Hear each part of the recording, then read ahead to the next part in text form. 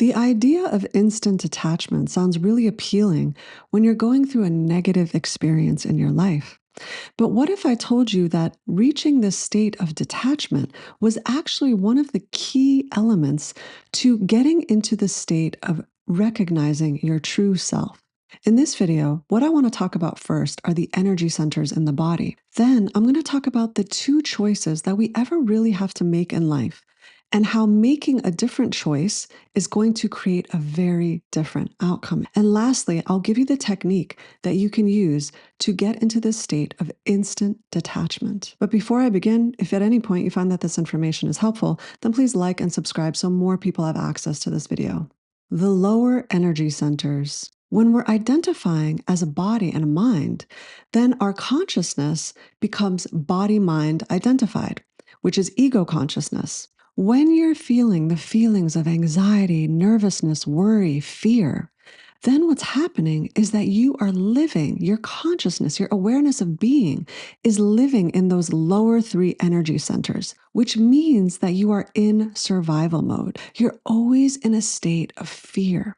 And living like that is not pleasant. The first thing that we need to do is just become aware of the fact that we're focusing our consciousness there. In order to get to a place of detachment, what we're going to have to do is raise that awareness to the higher energy centers. And the energy center that acts as a bridge between the lower energy centers and the higher ones is the heart. So, a wonderful way for us to start raising that energy is simply to get into a state of gratitude. If you really get into the state of gratitude, you stop fighting life. You're not resisting what is. One really simple way of doing this is to find constantly throughout the day things to be grateful for. Like, thank you so much for the air that I get to breathe in my lungs. Thank you so much for this body, for this life experience, for the fact that I get to be aware of being aware. I mean, you can find a million things to be grateful for. The key is, are you willing to make it a habit? When we get into a state of gratitude and not fighting life, then the energy of the heart chakra will begin to bring the energy up from those lower energy centers, because that energy is always wanting to flow. It's always wanting to flow up to the higher energy centers. Focusing your consciousness on the spiritual eye. In the 1940s, one of Yogananda's devotees asked him, "Master, is there another way that I can reach enlightenment besides learning Kriya Yoga?" Typically, it takes about a year to become initiated into Kriya Yoga, and this devotee didn't want to wait that long. So Yogananda, much to the surprise of all of his devotees, actually said, yes, there is another way.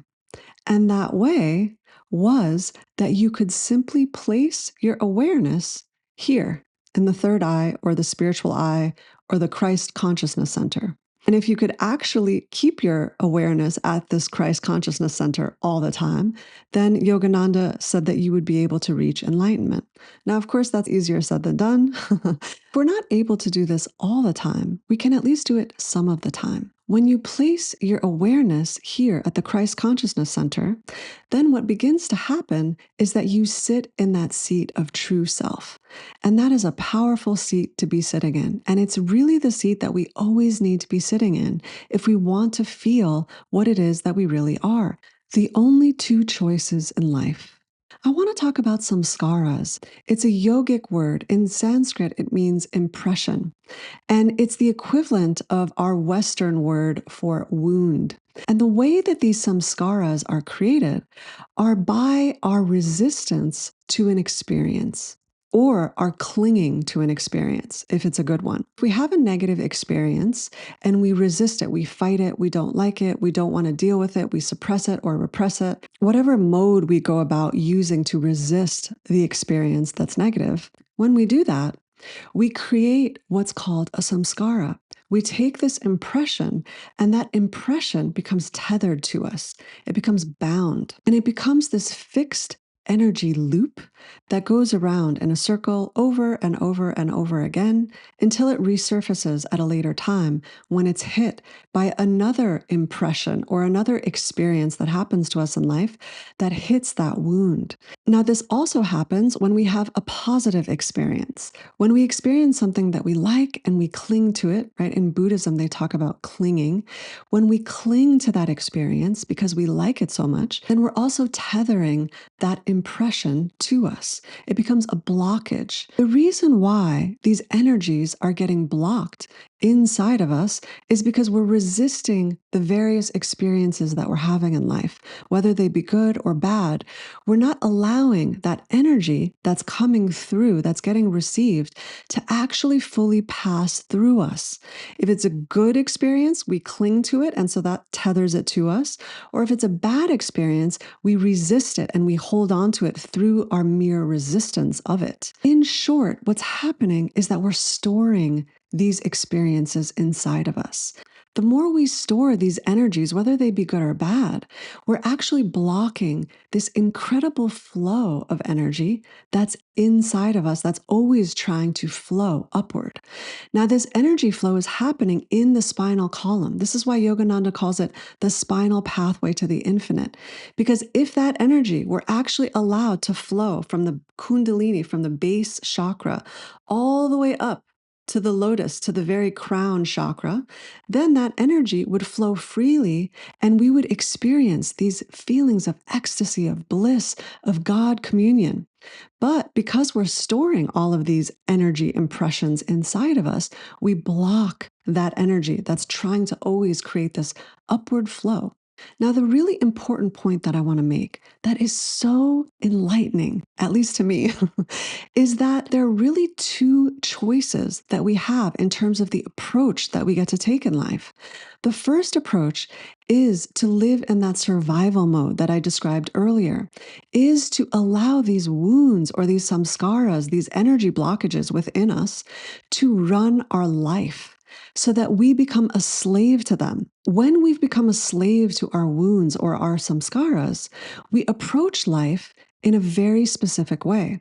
And what we do, every decision that we make, is based on how do I avoid whatever it is that I'm experiencing from causing me pain, or how do I start to feel better about the wounds that I have, and how do I go out there and get what I can get so that my wounds feel better. So your wounds become the master instead of you becoming the master. You feel like every single thing that you want in life has to do with making sure that your wounds don't get more damaged and that they begin to feel better. So that's one approach. And it's not one that's ever worked for me. I don't know if it's worked for you, but it certainly hasn't worked for me. Now, the other approach that we can take to life is that we can learn how to actually allow life, the experiences that we have, to pass through us, whether they be good or bad. And what that does is that removes the blockages that we already have, and it keeps this stream, this gorgeous flow of divine energy that's already inside of us, that is truly what we are. It allows that to do what it wants to do, which is flow upward. In order to take that approach to life, which is one that I find that actually works because you start to feel so good. And that is the approach of learning how to let go, of learning how to process everything that happens to us. I don't want to sound morbid, but every single moment you are getting closer to death. Every single moment. That's just a fact. We can take the approach of not being happy with our lives or living in a constant state of survival mode and fear, worry, anxiety, and feeling like every decision that we make is about how we can fix these wounds that we have or avoid getting more wounds. And that's such a low vibrational state to be living in, to be operating out of. Or we can decide using our will that we are going to decide. And it's that simple. Just make the decision. You are the one in there that gets to decide what it is that you want to do, how you want to approach life. You can decide that your life is going to be joyful, that you are going to enjoy your life, that every moment of your life is not going to be wasted on figuring out how you can get what you want and avoid what you don't want. You can stop being a slave to your wounds, and you can instead start to find this incredible amount of gratitude and wonder for life. Life is magical. Life is so incredible. It's bizarre. It's amazing that we're here in these weird little bodies, breathing this air, spinning on a planet, sitting in a chair, talking to you. It's so strange and it's so incredibly beautiful. Now, if you haven't noticed already, all of these different things that I've been talking about, whether it's learning how to use gratitude to pull up the energy from your lower energy centers up into your heart center so that it can make its way up to the higher energy centers, that's one process of getting into a state of instant attachment because you're not identifying with whatever it is that's bothering you. The other thing that I gave you that is another form of instant attachment is taking your awareness and focusing it here. And when you do that, it's instantaneous. You are sitting in the seat of true self. And whenever you're sitting in that state of pure witness consciousness, you are absolutely not identifying as an ego, as a little self, as a body mind. What you're identifying as is pure consciousness. And when you do that, you have no problems. When you do that, you are always free, instantly detached. And then I gave you this process of learning how to process your emotions, learning how to let go of all of your samskaras and all of the new samskaras, all of the new impressions that you receive in life. Learning how to process them and let them go is another way to find the detachment. And remember, the key there is always to let go of the thinking. Do not identify with the thinking. Even if you see the thinking, really try to let that go and focus on your body and what your body is feeling. And then when you process the emotion, it goes by so quickly. It doesn't stay longer than several minutes, if that. There is no reason that we ever need to feel sad or angry or fight with each other. We can all see the God self in everything and in everyone. I love you all so much. Until next time, remember to let go. Let go of trying to be anything other than the truth of what you are.